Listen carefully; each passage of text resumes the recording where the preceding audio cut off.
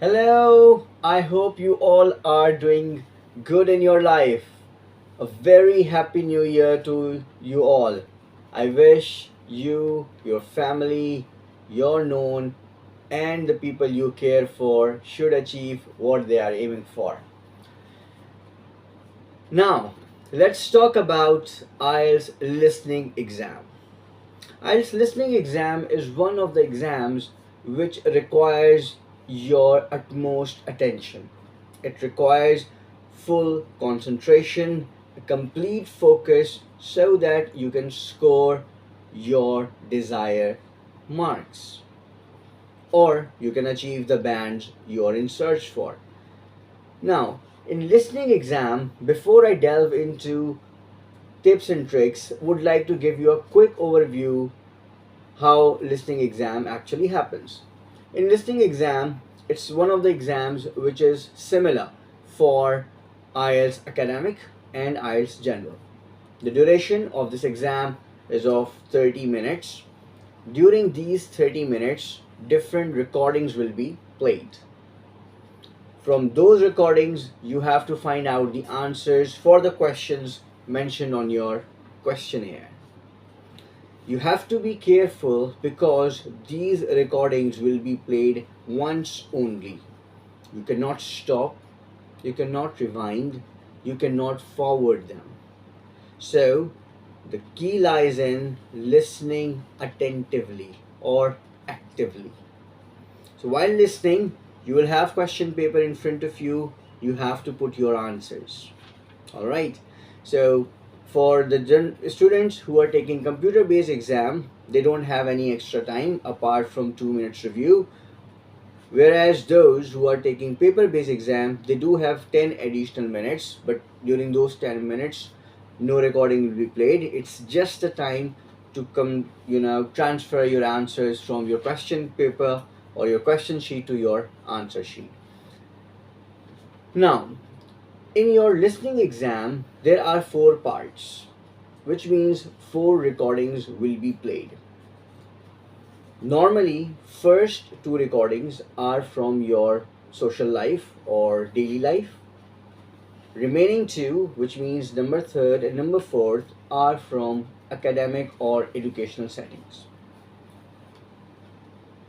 It is observed that normally first recording is is a conversation between two or sometimes three people, normally related to some sort of reservation or school appointment, hotel booking, etc. Second recording generally is a monologue from, again, as I said, it's from your day-to-day life, your life, or your routine life, because this listening exam has both elements of general training and, yes, academic. Now, when you move to your third recording, it is generally from an academic background, and again it's a dialogue, it's a conversation between two, three, four people, and you have to carefully listen to what they are talking about. Again, my observation is during this part of your listening, recording is mostly like some kind of assignment preparation or talking about new curriculum or impact of education, etc., but it's a kind of conversation between students or teacher and a student or between a group of teachers. So you need to listen and then answer your question. Last one is your monologue again, and it is like attending a lecture where there is a speaker. Unfortunately, this time you can't see them. Of course, it's a listening exam, so a recording will be played, and it's like someone is delivering a lecture on a particular topic, and you have to again very carefully listen to them, put your ears to what they are saying, and try to answer the questions. In between each recording, there is a time period of 30 seconds. Please use these 30 seconds effectively. Don't compromise your 30 seconds. As soon as your part 1 is finished, it's gone. Let bygone be gone. Don't ponder about it. Next 30 seconds, focus on the questions you have to solve so that at least you can understand the mood of recording, the topic of recording, and can answer questions accordingly. Okay? So, just a very quick recap, your listening exam, it's a 30 minutes exam, 4 sections, and doing some people who are doing it on computer, they don't have any additional minutes, while people taking paper based exam, they will get 10 additional minutes to copy their answers from question sheet to their answer sheet. Test is similar for academic and general training students. All right, now what are the tips and tricks to solve this test?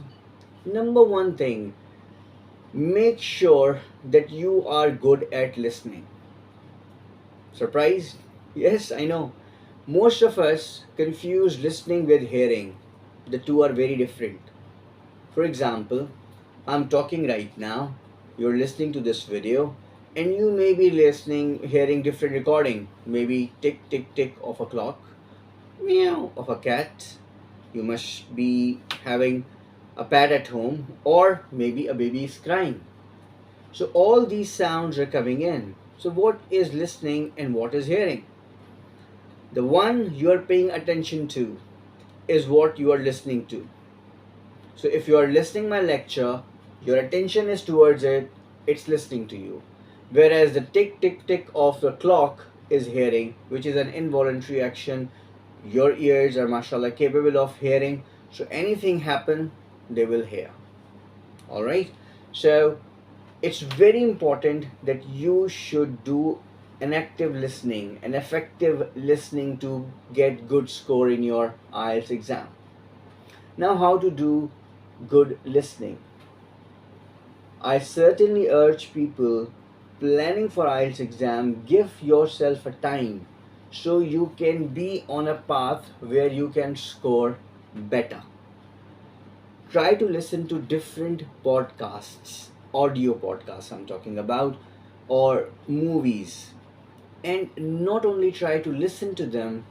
Once they are played and you're listening to this particular a movie clip or a podcast, be mindful about movie clip. While playing movie clip, your eyes should not be on your screen. Your screen should be flipped, your mobile phone should be flipped. Alright, so you just have to listen. After 5 minutes of listening, stop your recording and try to recall what you have listened, what words your brain has absorbed, what scenario your brain is developing. This is important because, for the sake of listening, if you are hearing, you're not going to get marks because you're not understanding the questions. Okay? So, first thing what you need to do is try to listen to different podcasts which are available to you. If they are in a British accent, fantastic. Try to listen in a British accent because predominantly IELTS recording are from British accents, though it's not a must. All right, so just be aware on this. But if you can listen something in British accent so that you can familiarize your ears with the way things are enunciated or pronounced, you can solve them. So after 5 minutes of recording, stop and try to recall what you have heard. You will see that you may not be able to recall completely just what you have heard just minutes ago. Keep on practicing. Give 5-10 minutes on a daily basis. Within 3-4 days time, you will start to grasp maximum. Now is the time to advance and start writing while listening. So whatever you are listening, you're making notes of it. Make a transcript of it and then try to match this transcript with your audio. Now this is helping you with what? This is helping you to solve your exam quickly, number one. Number two, it is helping you to focus on listening when listening is going on. When a recording is being played, your focus should be on this recording.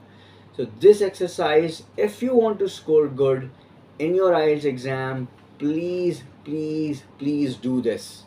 If you have time, don't directly start with practice tests. Why I'm saying this? I'm teaching for a long period of time. I have observed different students. There comes a point where they are stuck. They're not getting more than sometimes whatever score they're getting, it becomes a constant for them. Let's say 25 correct, 30 correct, 35 correct.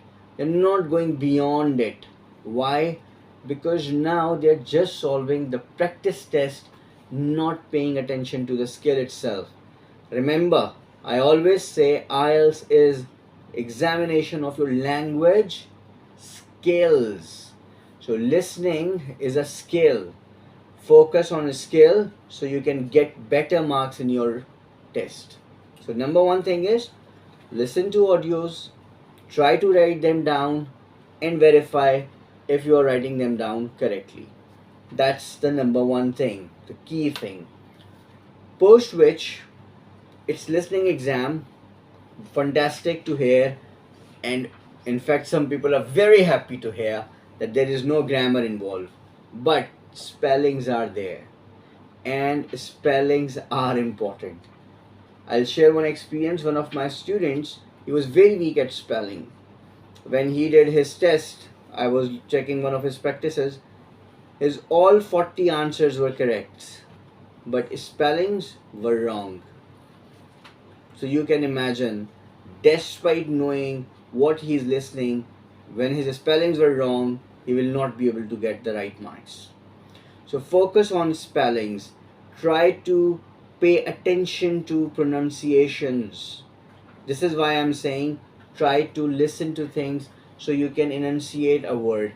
And when you're writing them down, you will write some spellings incorrectly. Search for the right spelling and practice it out. Okay, so number one, listening and writing of different audios, movie clips, etc. Number two, yes, learning to spellings. Learn how to spell. It's really important. Number three thing I will say, focus on singular and plurals. If answer is women and you're writing woman, which means WOMAN, you are writing instead of WOMEN, you're not going to get marks. Despite you guessed it correctly, you're writing down a right spelling, but you're using singular instead of plural. Instead of writing down Wednesdays, you're writing Wednesday. Or instead of writing down Tuesday, you're writing down Tuesdays. So your attention is missing. Singular, plural plays an important role. So even if this S is missing, mark gone. Would you like to do that? No. So listen very carefully for singular plurals. Men, woman, women. Cat, cats. Then there are certain pronunciation or certain words which may sound similar, like 13, 30, 14, 40. So be very concentrative towards it, what one is saying. Similarly, it goes with the spellings, like is it W or W? Confusing, right? Yes, I know it is.